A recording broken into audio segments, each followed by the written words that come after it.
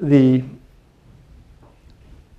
book that I wrote came out of listening to many, many, many stories over many years as a Jungian and as a shamanic practitioner and as a psychologist. And some of the stories are from people who, no matter their socioeconomic background, age, they feel trapped in. They just feel trapped in their story, and they seem to be living a story that somebody else has written. So my book, at first, is for those people, to help them have freedom to move beyond a story that they feel traps them. Another group that I've worked with are people who are very spiritual. They've had profound spiritual experiences, yoga nidra and meditation and qigong and Buddhist practices. But they sometimes say they're not able to bring those spiritual practices into their everyday life. So my book is also for people who would like to bring spiritual practices into their everyday life. Then the last group that I wrote the book for are people who would like to be more of service and giving back in the world, but haven't yet found a way to make that happen. So how does one change one story? Well, the first step, and a very hard one, just like the women who come to you, you have to be willing to look at your situation honestly and start from what really is your true story. And so many of us, when asked that and say it to somebody else, we tell the story that we want somebody else to hear. Not necessarily what's true for us, but really what somebody else would like to hear us say, or we think they would like to hear us say. So it's a big gap to move from there to what is your truth, and you start off just by telling it to yourself in the various chapters of your life. So what's the story of your health? Being honest, what's the story of your health? What's the story of your relationships with loved ones, your kids, your parents? What's the truth? And here, it's a real leap of faith, but you can't start to judge what is prematurely. You have to say what is before you can start engaging it. So what is the nature of your relationships with all the people in your life? Your psychology. What are your moods? Being truthful with yourself, what are your moods? What is your psychology? Your jobs, are they fulfilling? Are you getting what you want from them? Your relationship to a higher power, what's that reality? Your being of service. And then for many other people, chapters are important to them. How they relate to money, how they relate to sexuality, how they relate to power and authority, and how they manage their time. So I have a series of practices that I suggest a person can do to take a look at themselves. Not just linearly from a lot of words, but using the right side of the brain. What's the song that captures your story? What's the poem that captures it? What's the dance that captures it? And as you engage it from a lot of different levels, you start to, if you're willing to reflect, see themes. What are the themes that capture your stories over the years? Have they shifted? Have they changed? And what are the metaphors that capture it? You know, always the bride, never the bridesmaid. Always the bridesmaid, never the bride. I'm slogging through quicksand. I just can't get to where I want to get. I feel like a deer in the headlights sometimes. So what are those things that, all to give you information. No judgment. You're just looking at yourself as honestly as you can as a first step in deciding if you'd like to make some changes. And then if you want to make some changes, then I suggest what would they be in each of these chapters? And what would the new myth be, the new organizing principles, the new themes, the new song, the new poem in all of your chapters? So a person, if they've gone that far in it, they put all that down. And then you're at this really interesting juncture Well, if that's what you'd like it to be, how come you haven't done it? And then it's very interesting for all of us, all the reasons we give ourselves as to why we can't make the change. Well, I don't have the time. When the kids are out of the house, I don't have the money. You know, when I feel a little bit better, I don't have the energy right now when my job shifts. You know, lots of things that are realistic. There's nothing, you know, false about them. They're realistic. But one is living a life here. They like to live a life here. And how do they bridge that gap? So that's the offering of the shamanic and the Jungian practices. I'm saying there's ways that we can get into these unconscious realms through shamanic practices and Jungian practices that give ourselves energy and information that can help us make those changes. And so I have a series of things that I talk about from a Jungian standpoint, from a shamanic standpoint, that can get us to places that our rational head isn't going to go to, because we have so many reasons not to do things. And think about it, the New Year's resolution sometimes. You know, I'm going to work out more. I'm going to, you know, eat differently. So clearly, there's part of us that want to do those things. And yet, oftentimes we don't. And that means clearly there's part of us that don't want to do those things. I mean, or we would. So how can we honor those parts of us that are unconscious, that influence us, and respectfully relate to them so that they no longer are as inhibiting as they have been, or if they continue to be, at least we kind of know where they're coming from. Who are shamans? What are shamans? Well, shamans are people who work with energy, they heal, they bring things back from the past, and they work with the future.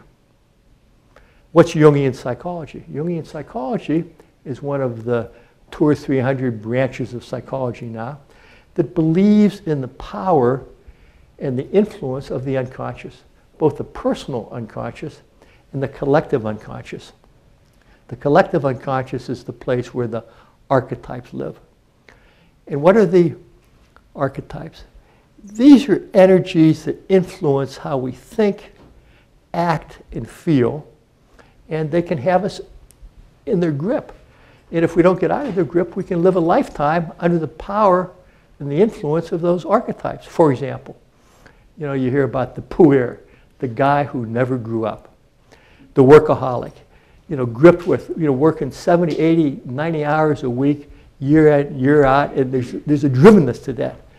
The great Santini archetype, you know, the colonel in the military that can't put it off when he goes home. The doctor who can't ever be other than the doctor. So we get in the grips of these ways that influence how we think, act, and feel. It's hard to have a new story if we're in the grip of these things. So I talk about practices working with your dreams, journey work, being in nature, and doing ceremony and ritual to help get information and energy that facilitate a change story. I'm going to pause now and allow you to ask any questions, and the questions then would maybe lead to other things. So, any questions about any of the things that I've talked about? Yes?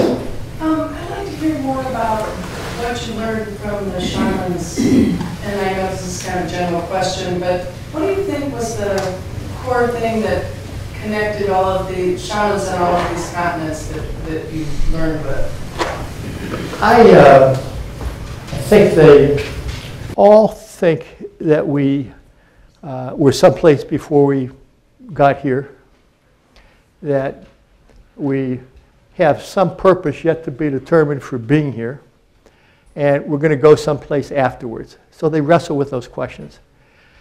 And I think many of them think that there's this place before the Big Bang. I call it the quiet, this place where nothing, is nothingness. And it's the place before the idea, the form of the idea, and the energy to give the idea form that started. And then we have the Big Bang, and our universe starts. And 13.5 billion years ago, they think that's the closest thought right now, this universe started. You know, small little thing and it expanded.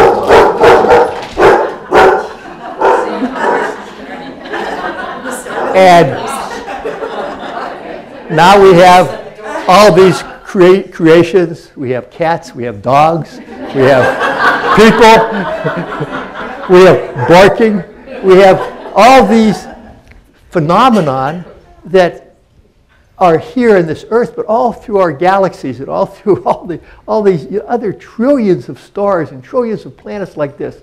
So we're here, and shamans would say, yeah, we came from this place, we're going to go someplace, and at core, it's all energy. It's all energy. We all have an energy body, which encases our spiritual, mythic body, our psychological bodies, and our physical bodies.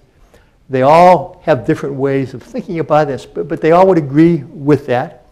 And they believe that in this place before creation, it still surrounds us all the time right now, and that there are other universes every second being created all around us.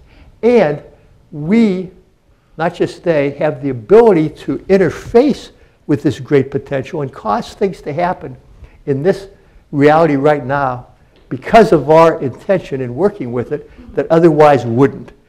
They all, the ones that I talk about, agree with that, and they all are very, very referential of all the creations, the rocks, the stones, the animals, the plants. So they're all very, very respectful of life. And they're all very, not all, but most are very appreciative of the feminine principle. They see the earth as a great mother, and they feel pain that the mother is not always being respected. And they have in their practices ways to honor the mother. Yes. If I heard you correctly, the thought that I found interesting was how the rituals and practices could almost begin to get you to a place to really understand your story. Could you talk a little bit about that, if I'm understanding that right? Yeah. If sometimes we're caught up in the day-to-day, as we get older, it goes by so quickly. If you can somehow break out of just the patterns and the habits that you're in, it's helpful. And one way to do that is to be in nature and just let nature, you know, feed you, and start to have a practice where you start to believe and experience nature observing you just as you're observing nature. It's an interesting practice that the trees are looking at you and relating to you. And I believe from a subatomic quantum physics way that that's true. Now, ritual and a ceremony would be a way to honor that grandeur. In Native American traditions, if you ever listen to their prayers, it's very, very seldom that they're saying, you know, God, will you do this? Will you heal me? Will you do this, you know, for me? It's more, we're so appreciative of this chance to live this life. We're so appreciative of this beautiful sunset. We're so appreciative of the rivers and the mountains and the animals. So it's gratitude. And when you have these ceremonies, it relativizes our stories. And it gives us some freedom then within what we see are our traps. You know, where people say, so you don't understand it's like for me. And I have great empathy for that, because sometimes the stories are tragic, but all of them have the ability to enlarge their frame of action. And these ritual and ceremonies are some ways for them to do that and relativize their lives and see themselves as part of a bigger question, like, why am I here? Who am I? What am I? Where am I going? You know, those kind of questions.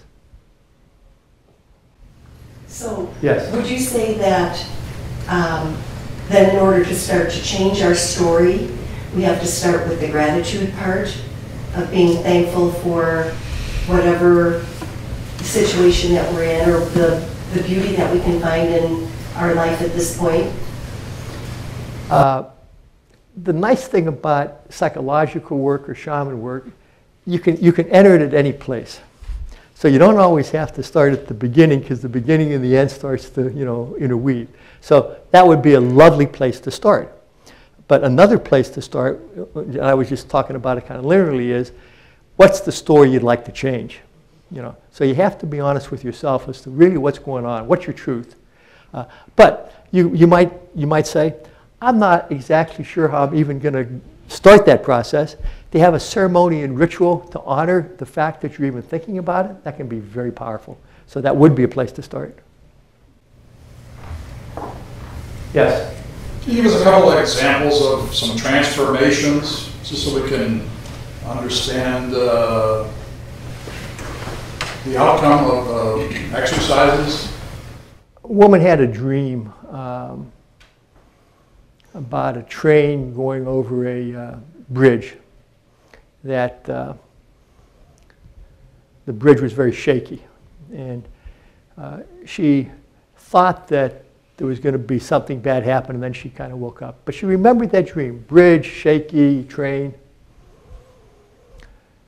So then she's hiking with her husband, and they got into an argument.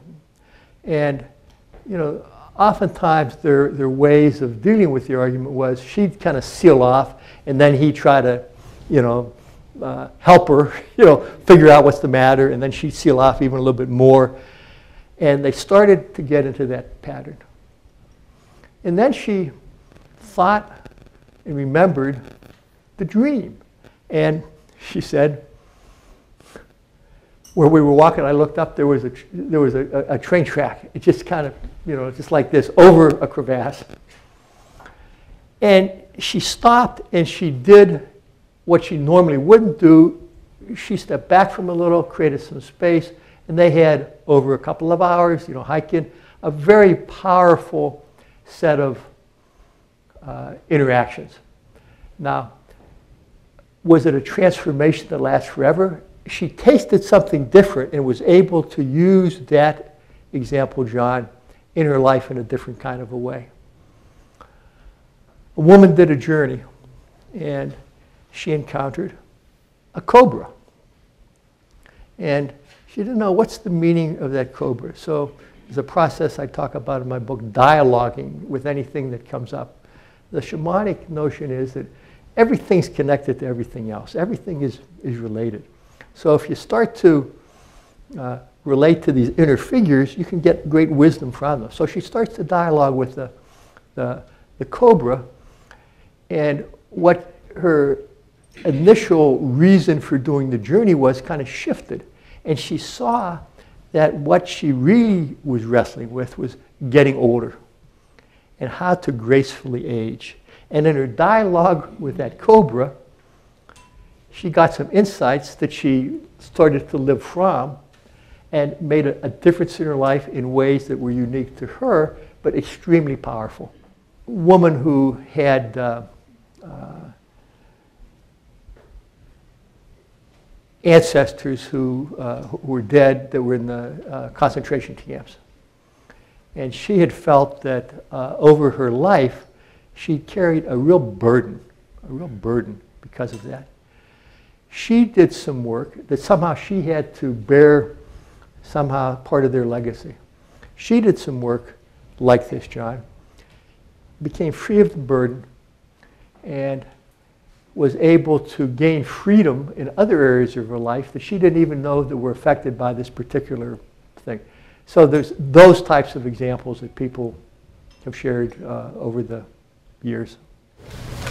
Yes? Once again, going back to the topic I asked about what they had in common, why do you think they all had this in common when they were so removed geographically? And how did that happen in separate parts of the world? That would be explanation for yeah, that? the idea of the archetypes. Why some of the fairy tales have similar themes? There's the villain, and there's the victim, and there's the fool, the bumbler, and then there's the evil witch. And those stories cut across all cultures. Those themes cut across all cultures. And they're tapped into those themes. Because when I was saying, we all have these different levels of relating to reality. You know, if you and I are looking out right there from our senses, you know, at our physical bodies, you know, we would see some colors, we'd see some shades, and we could describe them pretty much the same, you know, close. But then if you were to ask me what they mean, and I ask you what they mean, all of a sudden our own life experiences start to influence that. And how they relate to our own spiritual journeys in this lifetime, you know, our mythic journey, it would be even further different. So we have these differences, but then when we come back to pure energy, we're all energy before we got here. We're going to come back to energy. You know, the question is, when the physical body dies, will anything survive, and what is that? Then we get back to that union with the place from which we came. So the place from which we came was the one from which all the many came, including the dogs, us, this earth, all the planets. So that one is in the many, but the many is also in the one. And so part of the experience of these shamans is to be with the one, to have the multiplicity, to come back to the one, and they've just experienced that through doing the kind of practices that I'm talking about. They journey, they're in nature, they sense this oneness, and they all can describe it in their own ways, all of them. I'm a Qigong practitioner, and I'm thinking I'm moving energy, I'm cleaning out my body every day. But how does that, like, as you talk about shamanism, it seems much more reflective. Like mine, there's no conscious, I'm not thinking about interacting with neighborhood.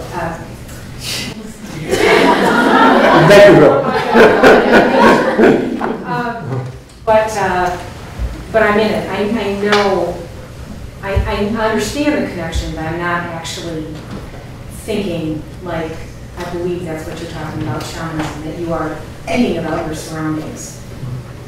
Would that be correct? I like the image of a dolphin. You know, it's above the water, it's kind of maybe like reflecting, and then it's in it, you know, it's just being. In this dance between doing and being, doing and being. And when you're doing your Qigong, you know, you're related to the heavens, the earth, your energy, and so all of a sudden you are part of a larger construct. You feel that? Mm-hmm. And so just when you feel that, that's one of the states that you get to in these practices.